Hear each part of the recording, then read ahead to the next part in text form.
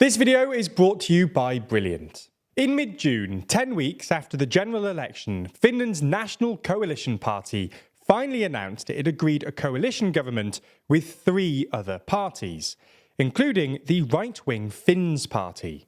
However, just a couple of weeks after entering office, the government is already on the ropes after it's emerged that the new Economic Affairs Minister, Finns Party MP Vilhelm Junnila, had previously called for Finland to support abortions in Africa to combat the climate crisis.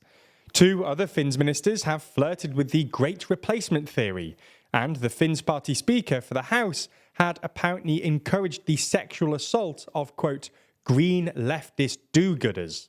So in this video, we're going to have a look at Finland's new coalition, why it's already in crisis, and what might happen next.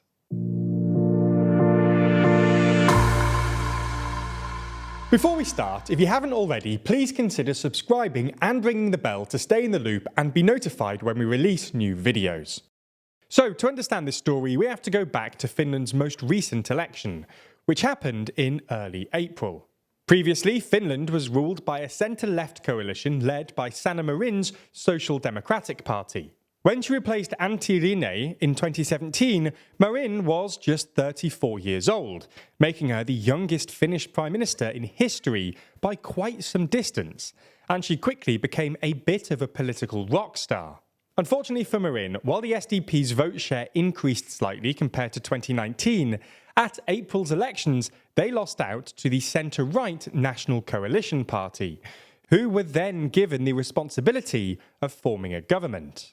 This was always going to be difficult because of the rise of the right-wing Finns Party. For context, for most of recent history, Finnish politics has been dominated by 3 well-established parties: the centre-right National Coalition Party, the centre-left SDP, and the centrist Centre Party, and whoever came out on top would form a coalition government. However, in the last decade or so, a new right-wing party called the Finns Party has started rising in the polls. They achieved their first significant electoral breakthrough at the 2011 elections, becoming the 3rd largest party in Finland's 200-seat parliament.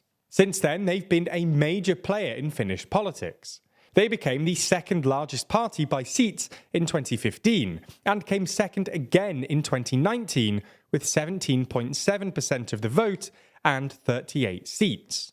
The SDP were able to form a coalition without them, but in April's elections they won 20.1% of the total vote, which gave them 46 seats, and it became clear that the National Coalition would need the Finns' support for a functioning majority. This was always going to be difficult. The Finns have been in government before, in 2015, but it didn't go well. The other parties in the coalition tried to ditch the Finns midway through the parliament, and the government's collapse was only averted after 20 MPs defected from the Finns Party's parliamentary group. The crisis was triggered by the election as leader of the Finns Party of Jussi Halla-aho, a Slavic linguist who used to write a well-known blog opposing immigration and what he described as multiculturalism, especially in the context of Islamic culture. Halla-aho's more controversial comments include the claim that Islam is a religion of pedophiles, and that, quote, since rapes will increase in any case, the appropriate people should be raped. In other words, green leftist do-gooders.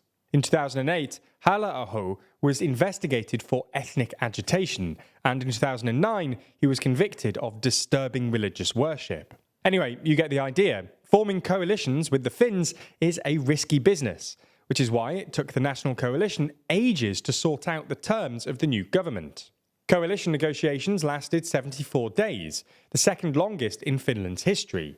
But finally, in mid-June, the National Coalition announced that they would be forming a 4-party coalition with the Finns Party, the Swedish People's Party, and the Christian Democrats, which together hold a majority of 108 out of the Finnish Parliament's 200 seats. The coalition's policies include balancing the national budget by cutting welfare, which was expanded by Marin in the last parliament, tighter immigration controls, and relaxing environmental targets. Perhaps the most interesting thing here is the inclusion of the Swedish People's Party, who have 10 seats in parliament. They were actually also in the previous government, and they've drifted left in the last 4 years. Before negotiations, their leader, Anna-Maja Henriksson, said she wouldn't be in government if it implemented Finn's party policies. But while she originally resisted tighter immigration controls, she seems to have capitulated, creating a clear ideological incongruity between her party and the coalition's manifesto.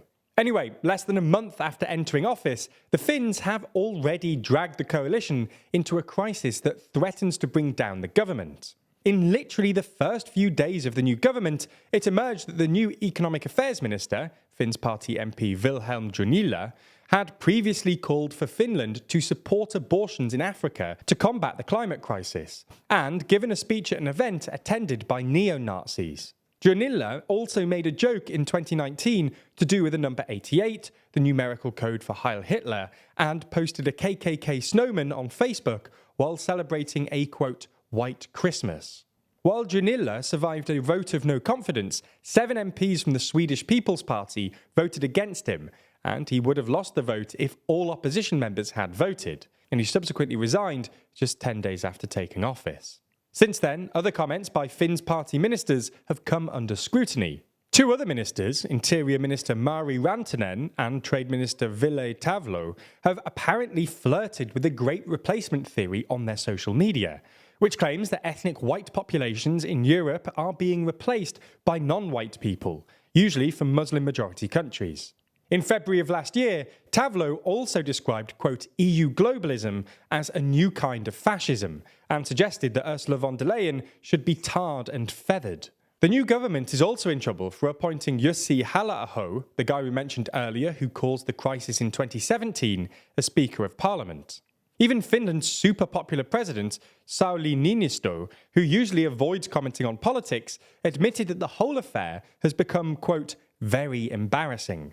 Even before the slew of crises, polling suggested that the public were generally pessimistic about the coalition, with 49% of people saying they didn't think it would survive the whole term, against just 28% saying they did. Finland's Prime Minister Petteri Orpo has also tried to assure the public that it'll be smooth sailing from here on in, but there's clearly a non-trivial chance of collapse if the coalition can't escape the endless controversy. It's interesting that even as people ostensibly into politics, the TLDR team spends more and more time analysing data and economic information as it becomes more and more critical. As a bunch of people who are ordinarily more focused on words than numbers, we've really benefited from courses on brilliant.org in order to keep ourselves sharp. That's because Brilliant is the best way to learn maths and computer science in a fun and interactive way. From foundational and advanced maths to AI, data science, neural networks, decision making, and more, with new lessons added monthly. Even if you, like us, don't necessarily think of yourself as a traditional STEM kind of person, these courses could prove incredibly useful for your life and career. Courses like data analysis and the fundamentals of statistics can help anyone ensure that they're properly understanding our increasingly data-driven world, which is good news if your boss suddenly asks you to analyse a trade war, an economy, or the collapse of a currency. You know, just hypothetically. Anyway, you can try everything Brilliant has to offer free for a full 30 days by clicking on the link in the description. Plus, the first 200 of you will get 20% off Brilliant's annual premium subscription. Thanks for your support and for watching TLDR.